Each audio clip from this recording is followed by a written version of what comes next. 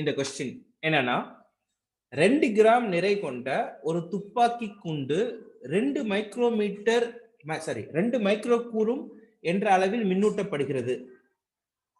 அது ஓய்விலிருந்து புறப்பட்டு 10 metre per second என்ற வேகத்தை அடைவதற்கு எந்த அளவு மின்னழுத்த வேறுபாட்டில் முடுக்கப்பட வேண்டும்?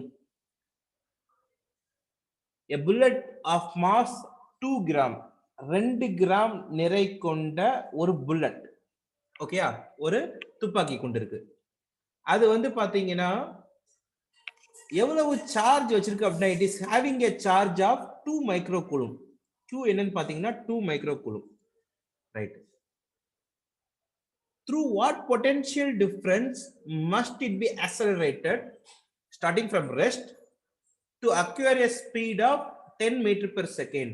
அதாவது ரெஸ்ட்ல இருந்து புறப்பட்டு ஓய்விலிருந்து புறப்பட்டு சரியா 10 மீட்டர் பெர் செகண்ட் வேகத்தை அடைவதற்கு, எத்தனை மீட்டர் வேகத்தை அடைவதற்கு? 10 மீட்டர் பெர் செகண்ட் வேகத்தை அடைவதற்கு என்ன பொட்டன்ஷியல் டிஃபரன்ஸ் கொடுக்கணும், என்ன மின்னழுத்த வேறுபாட்டில் முடுக்கப்பட வேண்டும் அப்படின்னு சொல்லிட்டு கேட்டிருக்காங்க. சோ கேள்வி வந்து ரொம்ப ஈஸியான கேள்வி. ஆல்ரெடி இந்த லெசன் நடத்தும் போது நான் சொல்லியிருக்கிறேன். இந்த லெசன்ல இருந்து சரியா கேட்கக்கூடிய நிறைய கேள்விகள் வந்து பாத்தீங்கன்னா நம்ம பிளஸ் ஒன்ல படிச்ச டைனமிக்ஸ் கைனமெட்டிக்ஸ், அதாவது வந்து பாத்தீங்கன்னா இயக்கவியல தொடர்புடையதா இருக்கும், இயக்கவியல் சம்பந்தப்பட்டதா இருக்கும். என்ன அப்படின்னு பாத்தீங்கன்னா இப்ப நமக்கு வந்து ஒரு புல்லட் இருக்கு. ஃபண்டமெண்டலா கேள்விக்கு வருவோம். 2 கிராம் எடையில இருக்கக்கூடிய ஒரு புல்லட் இருக்குது. இந்த புல்லட் வந்து பாத்தோம்னா ரெஸ்ட்ல இருந்து புறப்பட்டு 10 மீட்டர் பெர் செகண்டுக்கு போகுது. சரியா, ரெஸ்ட்ல இருந்து புறப்பட்டு எத்தனை மீட்டர் பெர் செகண்டுக்கு போகணும்? 10 மீட்டர் பெர் செகண்ட் அப்படிங்கிற வேகத்துக்கு அட்டைன் பண்ணணும். அப்படி அட்டைன் பண்றதுக்கு நீங்க ஆட்டோமேட்டிக்கா என்ன கொடுக்கணும்? நீங்க ஃபோர்ஸ் கொடுக்கணும். நீங்க என்ன கொடுக்கணும்? ஃபோர்ஸ் கொடுக்கணும். சோ இந்த ஃபோர்ஸோட ஃபார்முலா என்ன அப்படின்னு பாத்தீங்கன்னா ஜெனரலா மாஸ் இன்டு ஆக்சலரேஷன். இதான் என்ன ஃபோர்ஸோட ஃபண்டமெண்டல் ஃபார்முலாவா இருக்கும். சரியா, ஓகே. சோ இப்போ இந்த ஃபார்முலாவை நம்ம எந்த ஃபார்முலாவோட கனெக்ட் பண்ணணும் அப்படின்னு பாத்தீங்கன்னா, இப்போ எனக்கு இந்த புல்லட்டுக்கு வந்து பார்த்தோம்னா வெறும் மாஸ் இருந்தா பத்தாது. சரியா, இந்த புல்லட்டுக்கு என்ன இருக்குது? வெறும் மாஸ் இருக்குதா? வெறும் என்ன இருக்குது? கூட சேர்ந்து சார்ஜ் இருக்குது. கூட சேர்ந்து என்ன இருக்குது? சார்ஜ் இருக்குது. சரியா, அப்ப சார்ஜ் இருக்கும்போது நான் என்ன பண்ணி ஆகணும்? நான் இந்த பொட்டன்ஷியல் டிஃபரன்ஸையும் இந்த சார்ஜையும் என்ன பண்ணணும் அப்படின்னு பாத்தீங்கன்னா கனெக்ட் பண்ணணும். பொட்டன்ஷியல் டிஃபரன்ஸையும் சார்ஜை என்ன பண்ணணும்? கனெக்ட். பொட்டன்ஷியல் டிஃபரன்ஸ் மின்னழுத்த வேறுபாடு அப்படிங்கிறது அடிப்படையில் என்னன்னு பாத்தீங்கன்னா ஒர்க் டன், செய்யப்படும் வேலை. அதாவது செய்யப்படும் வேலை. வேலை அப்படிங்கிறது அடிப்படையில் எங்க இருந்து வருது? எனக்கு புல்லட் வந்து பாத்தீங்கன்னா 10 மீட்டர் பெர் செகண்ட் வேகத்துல பறக்கணும். உண்மையிலே சொல்ல போனோம்னா வேகமா போகணும். அப்போ இந்த வேலை அப்படிங்கிறது புல்லட்டோட இயக்க ஆற்றலா தான் இருக்கும். கரெக்டா இல்லையா? அந்த புல்லட்டுக்கான கைனடிக் எனர்ஜி தான் வந்து பார்த்தோம்னா இந்த பொட்டன்ஷியல் டிஃபரன்ஸ் கொடுக்கணும், கைனடிக் எனர்ஜி.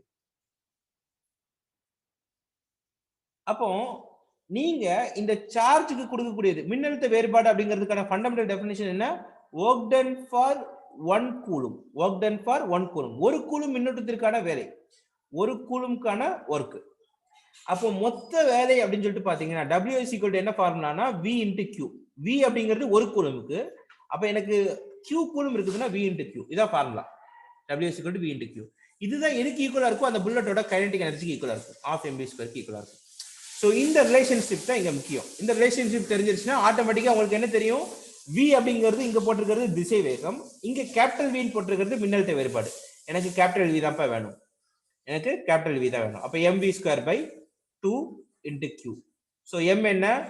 2 கிராம். 2 கிராம்னா அதை கிலோகிராமுக்கு எப்பவுமே மாத்திக்கணும். கிலோகிராமுக்கு மாத்துறதுக்கு 10⁻³ பெருக்கிக்கணும். ஏன்னா கிராம கிலோகிராமுக்கு மாத்துறதுக்கு 10⁻³ மல்டிப்ளை பண்ணிக்கணும். 1 v².